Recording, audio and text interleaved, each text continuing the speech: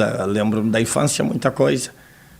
Portanto, dizer que boas ou más, mas lembro de muita coisa. Agora, não consigo assim detalhar com precisão, a não ser que me questione algo de forma direcionada e eu vou ver se consigo me lembrar. Olhando para os amigos.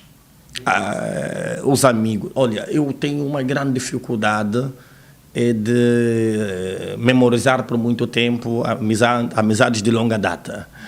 E tenho essa grande dificuldade porque talvez, não sei, porque é possível que eu passe hoje para um colega de infância, um amigo de infância, e não consiga lhe reconhecer. Mas aqueles que estiveram comigo, e falo colega de escola, tenho essa dificuldade, mas vizinhos do mesmo hemiciclo residencial, isso não tem como, sobretudo aqueles que tivemos um contacto muito direto, muito afincado, eu consigo com naturalidade poder me lembrar de todos eles. Alguns, se calhar, pode fugir o nome, mas o rosto já não escapa. Hoje é conhecido como advogado do povo. Não, advogado do povo não, o embaixador do povo. O povo desfavorecido. Povo desfavorecido, o pacato, o indigente, o paupérrimo, o humilde, o povo que de per si não consegue se autodigerir nem se autodefender. Portanto, eu acho que isso é mais do que uma missão patriótica, é uma missão divina. Portanto, e é em virtude disso que me sinto na obrigação de continuar a interceder a favor do mais desfavorecido. E isso ninguém vai tirar de nós, esse grande orgulho, mesmo sem esperar absolutamente nada em troca. Hoje, quando olhas o seu percurso, que lições é que inspiram passas para os jovens, principalmente aqueles que te seguem? De esperança, de autodeterminação. Passo aqui a lição de que devemos ser perseverantes, consistente e insistente na marcha do processo. A vida não é fácil para ninguém, embora o sol brilhe para os maus e para os bons, mas todos temos que ir à luta. E lutar com dignidade, lutar com afinco, lutar com determinação, lutar com honestidade, com lealidade, sem precisar pisotear ninguém, sem precisar, naturalmente, se locupletar de coisa alheia, surrupiar o que não é seu, sem precisar entrar em quesilhas desnecessárias com a ordem jurídica. Portanto, o filho do pobre não espera que a porta se abra para si. O filho do pobre, ele rompe a porta com certa fechadura e senta no trono da graça. Portanto, eu acho que nós, se esperarmos que da Cidade Alta recebamos de repente um telefonema a dizer que hoje você é secretário do presidente, isso é uma mera utopia, não vai ocorrer, é utópico isso. Portanto, o que deve existir é um espírito de resiliência, de autodeterminação, naturalmente juntando algumas sinergias com pessoas que também se identificam com a tua causa de luta, para ver se consegue chegar até Roma, porque não se chega até Roma sem passar pela travessia do oceano. Foi candidato a deputado, cá esteve a falar e acompanhamos. O que é que falta? O que é que faltou? Eu acho que para mim não faltou quase absolutamente nada. O que ocorre é que eu entro numa fase em que, com muita gratidão ao convite, o convite expresso e feito pela coligação Casa C, mas entro numa fase muito difícil da coligação. A coligação praticamente já não tinha muita força política para continuar a esbater-se fortemente junto da marcha da disputa político-nacional. Tinha consciência disso, tive consciência disso, sabia que haveria de enfrentar este mau momento da coligação e entra numa fase a faltar menos de 2 meses para as eleições. Portanto, por mais que fosse muito extraordinário, não tinha muito por fazer. E quando abraço a ideia de ser cabeça de lista para o Círculo Provincial de Luanda, primeiro fiz um recuo na história. Quantas vezes a Casa C, dos pleitos que participou, ganhou um único deputado em Luanda? Nenhuma. E estávamos a falar de uma Casa C que estava no auge da sua exceção, com Abel Chivukuvuku na liderança, que concorreu, salvo erro, em 2012 pela primeira vez, depois de 2017, e não conseguiu nem sequer um assento. Então, se na altura Chivukuvuku era aquele animal político de grande gabarito, de grande pujança, de grande tarimba, não conseguiu um só assento, estamos a falar num interregno de tempo de 10 anos, Elder Chiuto, em um mês, vai conseguir um assento por Luanda. Eu acho que isso era impossível. tinha consciência disso, porque fiz esse estudo analítico profundo e sabia que estava... Por que eu aceitei? Aceitei porque, para mim, eu quis fazer currículo. É história, está a entender? É história.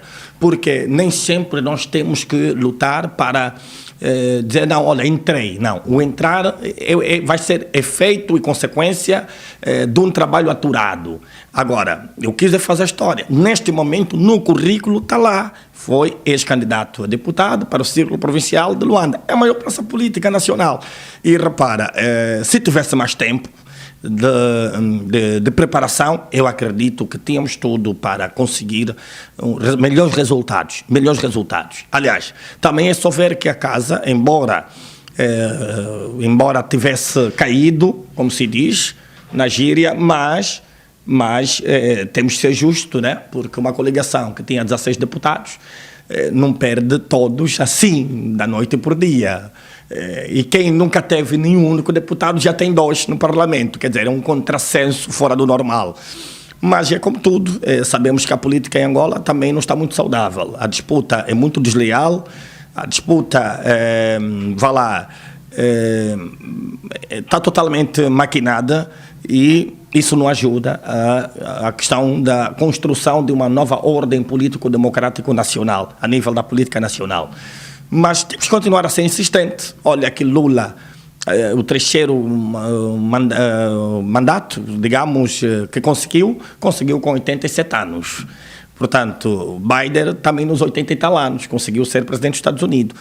Nós temos muito pela frente, nós somos muito jovens, temos muito para dar, temos muito por aprender, temos que continuar esperançado. Agora, é verdade que, olhando para o panorama político nacional, quais são os partidos que em Angola ainda suscitam alguma esperança?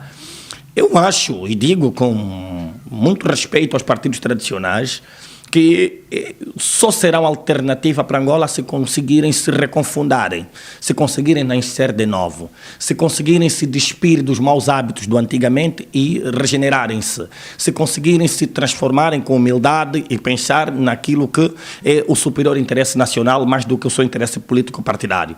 Enquanto os partidos tradicionais não tiverem uma visão de Estado, uma visão da pátria, amplamente consentâneo, eu acho que não vamos conseguir, mesmo que hoje se mude de um vizinho para o outro, não vamos conseguir ver o país avançar. Precisamos de novos ideais, nova ideologia política, nova forma de fazer política, dentro do espírito da angolanidade, dentro do espírito efetivamente do patriotismo, dentro do espírito da inclusão e não da exclusão, dentro da unicidade nacional, dentro do espírito da junção das sinergias, sem discriminação político-interpartidocrático, sem qualquer ato de xenofobia ou discriminação racial, sem qualquer ato de regionalismo. Isso é possível, mas com novas mentalidades, com novos atores, com novos ideais, salvo se os antigos atores quiserem nascer de novo. Isso é possível se nascerem de novo. Agora, com os hábitos que ainda conseguimos deles obter, eu não acredito que... O que vai haver é mesmo a luta de tonger, de ping-pong, e na luta dos elefantes é sempre o capim a ser amolestado. E o capim continua a gritar, continua a sussurrar. E, lamentavelmente, o povo agora é que deve despertar, porque o povo é que deve disciplinar os políticos. Em qualquer país onde a democracia é plausível, o povo é que disciplina os políticos. Não é o político que é chefe do povo, é o povo que é chefe do político. Não é o líder que pede prestação de conta aos seus militantes, é o militante que pede prestação de conta aos seus líderes. Portanto, se o militante que lhe digitou o poder de lhe representar no seu interesse, então esse deve ser disciplinado. Se está a andar mal, o militante tem o poder de te meter, de te colocar, tem o poder de te retirar. Nós hoje temos que sair da cegueira política, temos que nos libertar do fanatismo político, temos que nos libertar da idolatria política, do culto de personalidade, temos que nos libertar da falsa manipulação, da demagogia política. Enquanto o povo não desperta, os políticos continuam a se enriquecer, continuam a tirar proveito, continuam a se autorrealizar, e este povo do sim, do yes man, continua na miséria e na penúria. Foi a avaliação que oferece ao MITA e o MPLA. Será que teremos alguma coisa, terá alguma mudança entre eles? É aquilo que eu estava a dizer. é muito difícil por causa da maculação histórica. Ora, por mais que não queiramos dizer isso, mas é um facto real. Quem luta contigo durante quase sensivelmente 3 décadas e há um número elevado de pessoas dizimadas, primeiro é que o sangue dessas pessoas inocentes estão a clamar por justiça. Segundo é que esses 2 elementos, por mais que eles quisessem, a questão histórica acaba por lhes levar sempre a um clima de resistência ativa. Portanto, então, salvo se novos atores ressurgirem sobre a liderança dessas organizações, porque também muitas vezes o que tem havido é crise de lideranças nessas organizações, e essas crises de lideranças não permitem uma efetiva união da política nacional.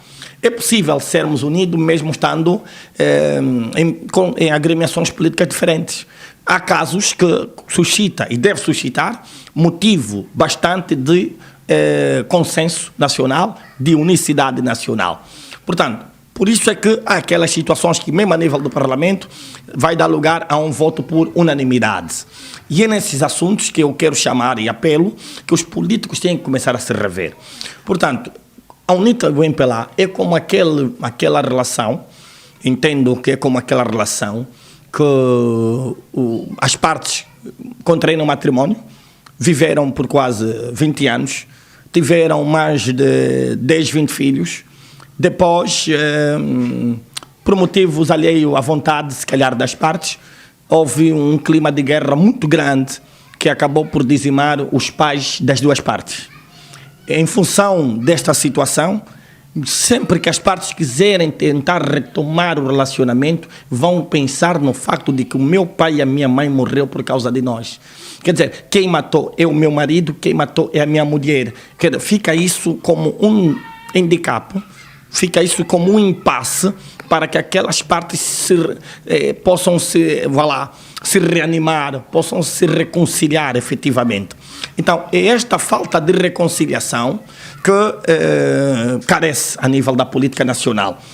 Eles, por mais que se fala de inclusão, por mais que se fala de reconciliação efetiva, por mais que se fala de haver necessidade de se unirem, mas a questão histórica é indelével, é perene, permanece no tempo e no espaço, permanece nas consciências das pessoas.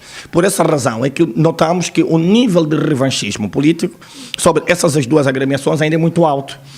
O nível de inimizade ainda é muito alto. O nível de incompreensões ainda é muito alto. Por isso é que quem governa não quer ser sucedido pelo seu maior candidato e adversário, e quem quer suceder também não quer permitir que quem está a governar governe na plenitude. Portanto, então, este combate cerrado não permite com que o país avance. Enquanto isso ocorrer, nós vamos continuar a somar sofrimento permanente. Voltando para a Casa CE, como é que está? É militante? Já está a militar? Ou ainda continua a ser independente? Não, eu não sou militante da Casa. Portanto, eu entrei para o cumprimento da fase do pleito eleitoral. Portanto, como é uma fase temporal, tendo terminado o pleito, temos a liberdade de continuar ou não continuar. Por inúmeras razões que nós não vamos aqui naturalmente citar, porque entendemos que uma casa que te recebe depois do cumprimento do dever, tendo terminado a tua missão, mesmo que haja algum irritante, não é sensato que viemos a público e mostramos as vísceras de quem nos recebeu. Não, roupa suja, como disse na gíria, lava-se dentro de casa. Portanto, tive motivo bastante para descontinuar sobre a ideologia, sobre a marcha política da coligação. Desejo o melhor para a coligação, que consigam se reanimar e consigam no próximo pleito se autorreafirmar, mas sei que inúmeros desafios terão que enfrentar para o efeito. Agora, temos boas relações com o presidente atual da Casa C, o Dr. Manuel Fernando, temos boas relações com os líderes dos partidos políticos coligados à coligação. Aquilo é uma coligação, o Chilton não teve nenhum cargo de direção, de chefia de direção, o Chilton não teve nenhum poder de decisão, o Chilton era um mero candidato enquanto cabeça de lista para o Círculo Provincial de Luanda, que não fazia parte da superestrutura diretiva deliberativa. Portanto, mas desejo melhor. É pena que em Angola a Constituição da República não permite candidaturas independentes, porque acredito que se assim fosse, nós não precisávamos ter passagem em partido político nenhum, mas infelizmente esta Constituição foi cozinhada nesses termos para, primeiro, ter o controle sobre o sistema todo e depois sobre as pessoas.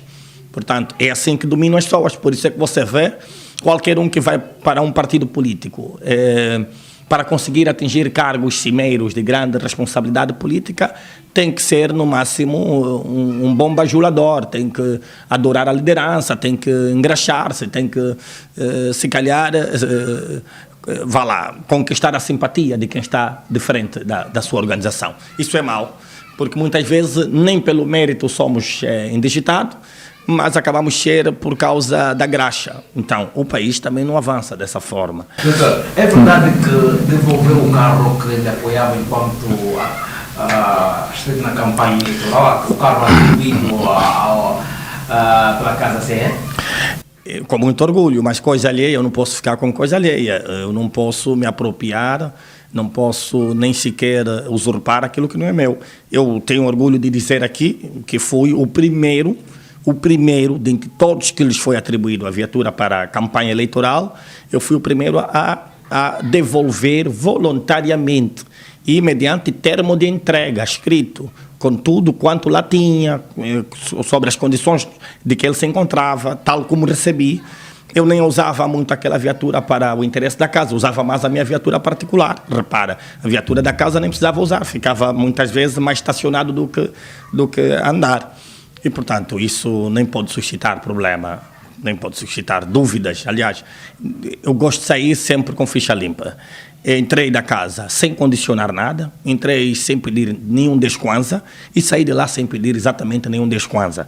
Portanto, entrei mesmo de forma cega, como quem diz, no amor à pátria. Embora em política é muito arriscado, em Angola, pelo menos, depois dessa aprendi que, afinal, em política é muito arriscado você pensar que está a lutar pela pátria quando, se calhar, os demais podem ter outros interesses. Portanto, isso é muito complicado. Hoje aprendi e acho que vamos ver os próximos desafios, se vamos tentar condicionar um pouco a nossa presença em qualquer que seja a agremiação política, mas eu não estou desvinculado do PADA. Atenção, o PADA é um dos partidos que está coligado à Casa C. Portanto, eu só, sim, naturalmente, embora não tenha divulgado com alguma energia atômica, mas eu sou militante do PADA. Inscrevi-me em um regime... Como é que entra o PADA? Não, porque eu entro para casa por causa do mais velho Alexandre Sebastião André. Portanto, foi ele que durante 2 anos andou a namorar-me, né? Passou o linguajar, andou a namorar-me para ver se conseguisse abraçar o PADA. Mas como o PADA estava exatamente conecto à coligação Casa C, automaticamente ele te torna também membro automático da coligação. Portanto, embora tivesse feito a minha declaração pública de que já não estava com a Casa C, mas não pressupõe dizer que eu deixei de ser membro do PADA. Continuo como membro do PADA. É claro que é um partido quase desconhecido, mas gostamos destes desafios. Gostamos de começar do nada, gostamos de começar daqueles que não têm expressão, aparentemente, daqueles que não são aparentemente conhecidos, para tornar alguma coisa, porque creio num Deus do impossível. O que falta então para o PADA? Bom, tem uma liderança, eu não consigo falar pelo PADA, não posso falar pelo PADA. O PADA, não, mas tem uma liderança e por respeito à liderança, eu não posso aqui falar, porque não tenho autoridade, ou seja, se calhar legitimidade tenho, mas não tenho o credencial da superestrutura para falar no interesse da organização. Mas sei que, possivelmente, avizinha-se ali um congresso extraordinário. É possível que, deixa aqui dizer, que eu possa apresentar a minha candidatura para as presidenciais desta organização. É possível, vamos ver se tão logo for convocado o congresso para o PADA, eu posso apresentar a minha candidatura para as presidenciais desta organização. Acredito que é uma organização de bem, com um líder na qual tem muito boas relações, um mais velho, de bom trato fácil. Vamos ver o que é que daí pode vir, vamos disputar de igual para igual com todos os membros que tiverem que participar e ver se conseguimos fazer do PADA um grande projeto nacional. Quer dizer, vendido, não, o PADA não seria vendido, não tinha como ser vendido. Vai começar como e de onde? O PADA tem militante, tem uma estrutura, uma organização política com respaldo legal, devidamente constituído. Portanto, vender, não sei se isso sairia, este termo sairia de onde, né? Portanto, o PADA não pode ser vendido. O PADA tem os seus membros, tem os seus militantes, tem que cumprir o que diz a Constituição, o que diz a lei dos partidos políticos, sob pena de qualquer membro insatisfeito com qualquer ato irregular impugnar os atos, levar, por exemplo, ao hemiciclo do Tribunal Constitucional para reivindicar a reposição da legalidade. O PADA não pode ser vendido. Eu acho que também não é esse o apanágio, não é essa a vontade, não é essa a visão da liderança. Não, são especulações. Não acredito que... Não, claramente, mas é preciso apurar essas denúncias, tem ou não consistência. Muitas denúncias acabam por serem infundadas. É preciso trazer dados palpáveis, provas plausíveis, para efetivamente podermos averiguar se de facto há ou não elementos. Houve rumores nesse sentido, mas, em regra, quem aponta um facto é que tem que fazer prova do facto apontado. Portanto, se essa fonte consegue fazer prova, eu também estaria interessado, porque ali sim estaria a reivindicar direito e podia muito bem tentar ações legais para impugnar esse ato, que não seria legal. Um ato de venda do partido não seria legal. Também, eu não acredito que o mais velho, Alexandre, por aquilo que conheço dele, numa fase de término da sua carreira política, queira sair mal pela fotografia. Não acredito. Não, mais velho já tem mais de 20, 30 anos de carreira política. É uma pessoa muito experimentada, muito visada. Não acredito. Yeah. Olhando já para terminar, vamos só já nos debates finais. Quer falar um pouquinho da nova divisão administrativa política que Luanda, a província de Luanda, vai sofrer daqui a dias? A discussão já poderá ser na próxima semana, segundo aquilo que estávamos a ler em vários órgãos. Bom, é um poder, de acordo com o poder discricionário de quem tem o poder de governar, né? É um poder que tem de melhor criar estratégia, melhor afinar a máquina política governativa, melhor ver os meandros de como pode garantir a grande satisfação da necessidade coletiva do povo. Mas eu, honestamente falando, eu acho que se até hoje temos problema ainda de base, problema muito básico, de base, problemas elementares de base, com as áreas... vá lá, aqui, por exemplo, aqui na tua zona, entrei agora aqui, estamos aqui precisamente na zona da Robaldina e aqui o acesso não é satisfatório. Por exemplo, questões como no Kazenga, questões como no Talaade, questões como noutros distritos e municípios ainda não estão resolvidas, a questão de mobilidade, estamos a falar de vias primárias, vias secundárias até terciárias. Portanto, temos problemas de base que não conseguimos resolver. Não acredito que essa divisão política administrativa vai trazer soluções concretas para a vida dos angolanos. Eu não acredito. Mas pronto, possivelmente quem está fora do campo tem uma visão holística um pouco mais abrangente do que quem está exatamente dentro do campo, das 4 linhas. Possivelmente quem está nas 4 linhas pode ter uma visão um pouco mais, mais real da situação e queira implementar a sua política, a sua filosofia política, a sua dinâmica, a sua tática e técnica operacional para ver se pode revolucionar e revitalizar o quadro da situação. Bom, mas também isso não me leva a orar em sentido contrário, porque eu oro que o país avança. Se, de facto, esta afinação política poderá ser motivo para garantir o trampolim para o progresso do país, ok, engaçaquidila, mas queremos ver para crer. Nós queremos ver para crer. Muito por conta daquilo que é de praxe e nos foi acostumado a ver.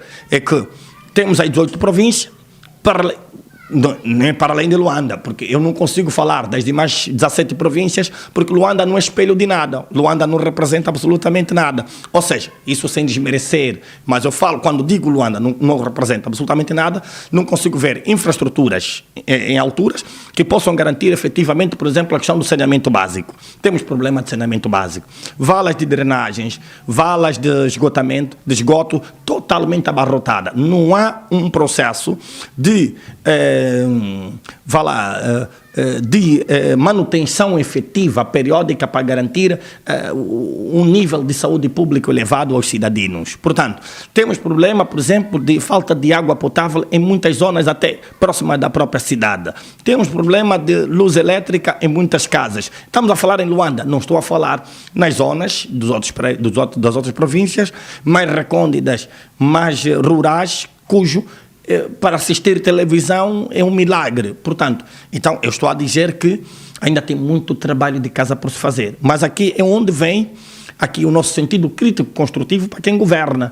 Porque quem governa o país, vamos considerar, desde efetivamente 2002, o ano em que há o calar do rungir das armas de fogo, e até hoje estamos em 2024, passam-se, salvo erro, sensivelmente 20 anos, ou 22 anos, passam-se sensivelmente 22 anos.